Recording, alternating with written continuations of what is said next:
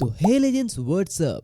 आज के इस वीडियो में हम एक्सप्लेन करने वाले हैं सोलो लेवलिंग के एपिसोड नंबर 1। तो ज्यादा देरी ना करते हुए करते इस बेहतरीन सीरीज को स्टार्ट। तो इस कहानी की शुरुआत होती है एक वर्ल्ड के साथ जो कि कनेक्ट करता है हमारे पृथ्वी को एक अलग डायमेंशन से, और इस टनल का नाम दिया गया है दी गेट। और उस डायमेंशन में रहते हैं मॉन्स्टर्स जिसको डंगियन नाम से जाना जाता है। गेट ओपन होते ही सभी लोग डर जाते हैं। सब लोग सोचते हैं कि अब क्या होने वाला है, अगर डंगियंस आ जाए तो हमें कौन रक्षा करेगा। और तभी भीड़ में से एक आवाज आता है कि चिंता मत करो, हंटर्स हमें बचाने आ जाएंगे। हंटर्स असल में वही लोग हैं जो इन मॉन्स्टर्स को मारते हैं। इनके पास कुछ अनोखे पावर्स रहते हैं जिसकी मदद से ये उन मॉन्स्टर्स को मार पाते हैं। और इन सब बैटल्स के दौरान हमारे सामने आ जाते हैं संग जिन वो, जो कि हमारे मेन प्रोटैगोनिस्ट हैं। और आते ही वो बोलता है, मुझे आज करके दिखाना ही होगा, लेकिन मैं एक ऐसा हंटर हूँ जो कि एक बेसिक मॉन्स्टर को भी हराने के लिए बहुत ही ज्यादा स्ट्रगल करता है, एक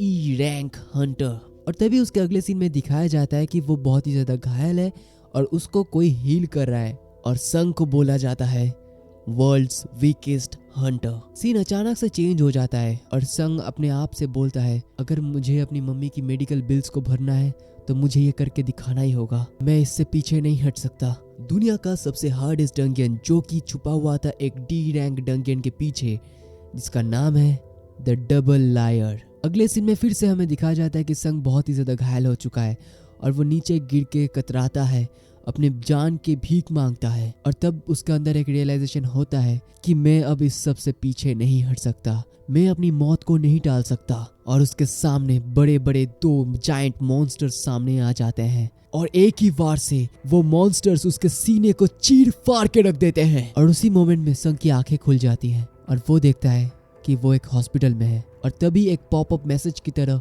एक चीज अपीयर होता है जहाँ पे लिखा होता है, ये daily quest has arrived, will you accept?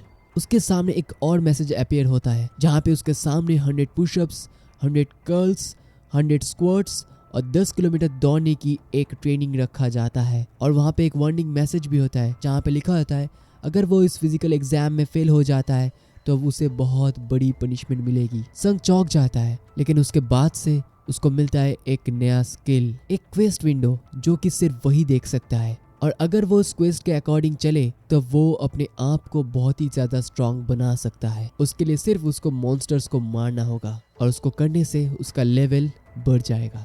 उसके बाद से ही शुरू हो जाता है सोलो लेवलिंग का असली कारनामा।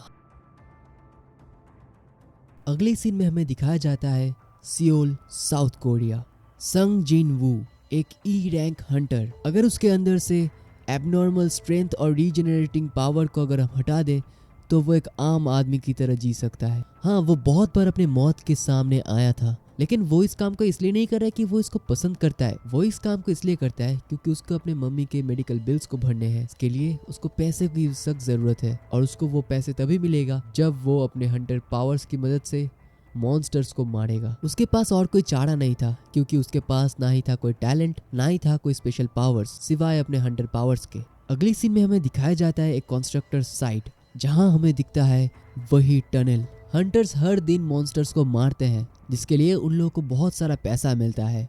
और अगले सीन में हमें दिखाया जाता है एक आदमी को, वो किम को बुलाता है। किंग आते ही उसको हेलो बोलता है और बोलता है, हाय बक, तुम यहाँ पे क्या कर रहे हो? और बक बोलता है, तुमने तो ये काम छोड़ दिया था ना क्योंकि तुम्हें हंटर नहीं बनना है। और किम उसके जवाब में बोलता है, मेरी वाइफ प्रेग्नेंट है और मेरा दूसरा बच्चा भी होने वाला है, इसीलिए मुझे ये काम करना ही पड़ेगा। बग उसको हौसला देता है और बोलता है, लाइफ इतना आसान नहीं है, हमें मेहनत करना पड़ेगा। उसके बाद किम भी एक लंबी सांस लेता है और बोलता है कि हाँ वो सब तो ठीक है, लेकिन मैंने बहुत दिनों से ये काम नहीं किया, पता नहीं मैं ये कर पाऊंगा या नहीं। मेरे स्किल्स पहले ही बहुत ही बुरे थे, उसके साथ साथ मैंने बहुत दिनों का ब्रेक भी लिया था, पता नहीं अब क्या होगा। उसके अगले सीन में संग वहाँ पे आ जाता है और उधर से बग बोलता है, हे संग, क्या तुमने आज खाना खाया है? और संग भी बोलता है, हाँ थैंक्स, मैंने आज बहुत ही अच्छे से खाना खाया है और थैंक्स मेरी फिक्र करने के लिए। किम संग को देख के बोलता है, क्या वो एक नया हंटर है? क्या उसके पास बहुत ही ज्यादा पावर्स हैं? उसको देखने के बाद सब लोग इतना खुश क्यों हो गए थे? बग हंसते हुए बोलता है, तुम बहुत दिनों बाद यहाँ पे आए हो इसलिए तुम उसके बारे में बिल्कुल भी नहीं जानते।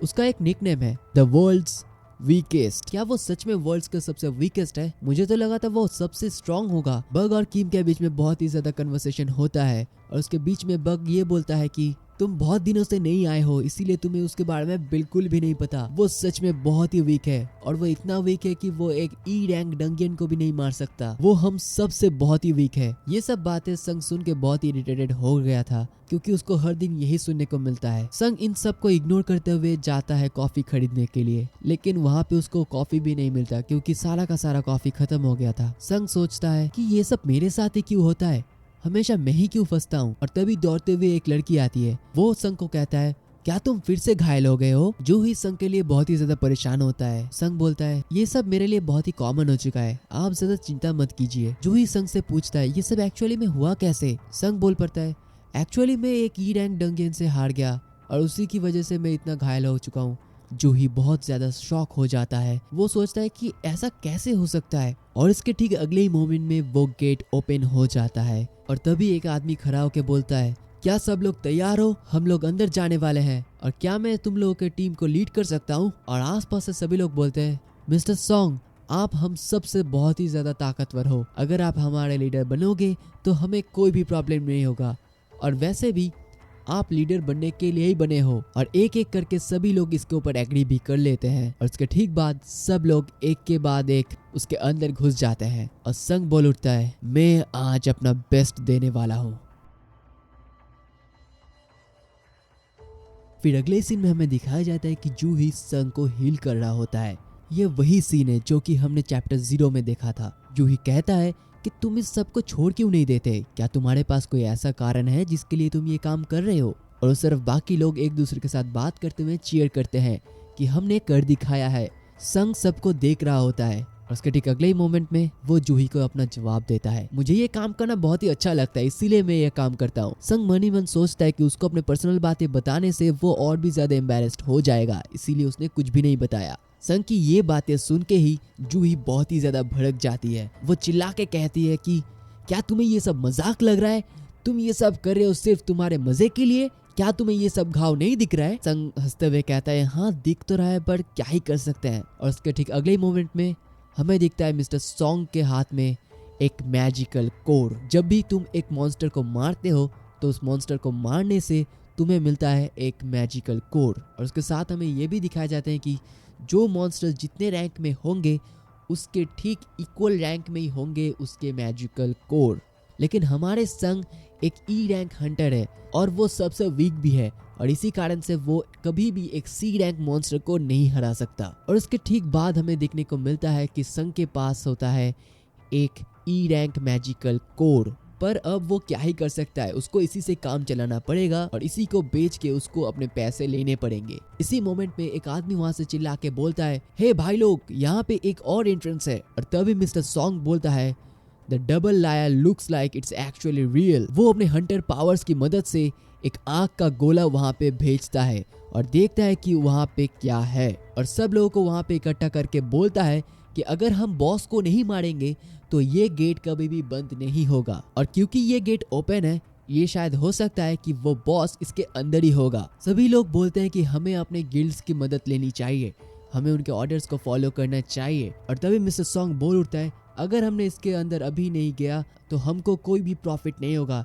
और शायद दूसरे हंटर्स आके इन सब के प्रॉफिट्स वो खुद ही ले ले। और तभी वहाँ के गिल्ड्स बोलते हैं ये बहुत ही डेंजरस हो सकता है, हमें यहाँ पे वोटिंग कर लेना चाहिए। वहाँ पे टोटल 17 लोग थे और वहाँ पे वोट आया था 8-8, मतलब 8 लोगों ने कहा था कि यस हमें जाना चाहिए और 8 लोगों ने कहा था कि नहीं हम नहीं जाएंगे। और आखिरी वोट बचा था हमारे संग के ऊपर। संग बहुत ही परेशान हो गया था क्योंकि उसके ऊपर निर्भर करता है पूरे टीम का हाल, और वो तब ये नहीं सोच रहा था कि उसके ऊपर क्या बीतेगा। वो सोच रहा था कि उसके माँ के जो मेडिसिन है उसके खर्चे का क्या होगा, उसके बहन का क्या होगा, उसके बहन के कॉलेज में जो फंड्स लगेंगे उसका क्या होगा। इसीलिए वो हाँ कर देता है। संग के हाँ करते ही सभी लोग अंदर चले जाते हैं। हमें दिखाया जाता है कि बहुत देर से वो लोग चल रहे हैं, लगभग 40 मिनट से। वो लोग कहते हैं गेट 1 घंटे में बंद होने वाला है और हमारे पास सिर्फ 20 मिनट है इस चीज को खत्म करने के लिए। अगले ही मोमेंट में संग जूही को सॉरी बोलता है क्योंकि वो ये सब नहीं चाहता था, पर जूही बहुत ही ज्यादा गुस्सा हो जाता है। जूही बोलता है कि मैं बिल्कुल ठीक नहीं हूँ, तुम्हें अंदाजा भी है कि ये चीज क्या कर सकता है, अगर तुम्हें थोड़ा सा भी कुछ हुआ तो मैं क्या करूँगा, और बाकी सब लोगों का अगर कुछ होता है तो उन लोगों को कौन हील करेगा, और तुमने क्या सोच के इसको वोट किया था। संग बहुत ही उदास हो जाता है और सॉरी बोल के वो मन ही मन सोचता है मैं जूही को अपने अंदर का बात नहीं बता सकता, और ये बात भी सच है कि मैं सिर्फ उसके लिए अभी जिंदा हूँ। जूही एक बी रैंक हीलर है और मैं फिर से उसके कर्जे में आ गया। जूही का दिल हल्का था, इसीलिए उसने उसको माफ कर दिया था। और ठीक अगले मोमेंट में ही हमें दिखता है उसी बॉस का रूम।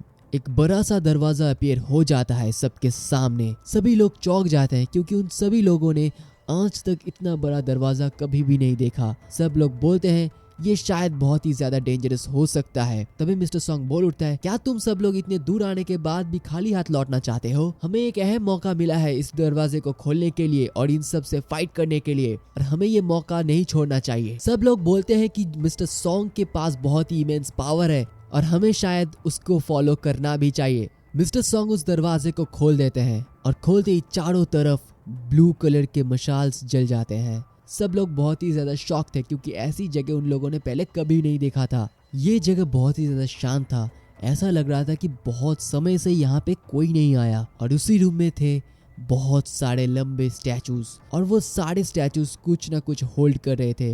कोई इंस्ट्रूमेंट्स होल्ड कर रहा था और कोई कुछ वेपन्स। तभी संग मन ही मन सोच रहा था कि ये शायद बहुत ही ज्यादा डरावना है। उसको लग रहा था कि कोई उसको घूर रहा है, और तभी सारे लोग उस बड़े से जायंट स्टैचू की तरफ देखते हैं और सब लोग कहते हैं क्या यही वो बॉस है? संग तब कहता है ये बॉस नहीं हो सकता, ये तो सिर्फ एक बड़ा सा स्टैचू है। और तभी सब लोग कहते हैं यहाँ पे कोई मॉन्स्टर नहीं है, यहाँ पे सिर्फ स्टैचूज भरे पड़े हैं जो कि किसी काम का नहीं है। और तभी मिस्टर सॉन्ग को एक सील दिखाई देता है, एक मैजिकल सील। और उसी मोमेंट में पीछे से कोई आवाज देता है कि मिस्टर सॉन्ग यहाँ पे कुछ लिखा हुआ है, आपको शायद ये पढ़ना चाहिए। सब लोग उस स्टैचू के सामने आ जाते हैं और उस पत्थर के ऊपर रूनिक टेक्स्ट से कुछ लिखा हुआ था। मिस्टर सॉन्ग ने उसको पढ़ा। कार्थेनॉन temples commandments, first worship the lord, second praise the lord, third prove your faith. उसी मोमेंट में जूही संग को पीछे से बुलाता है और वो बोलता है कि उस बड़े से स्टैचू ने अपने आंखों को हिलाया था, वो शायद हमें देख रहा है। संग उसके बात को सुनते थोड़ा इग्नोर कर देता है,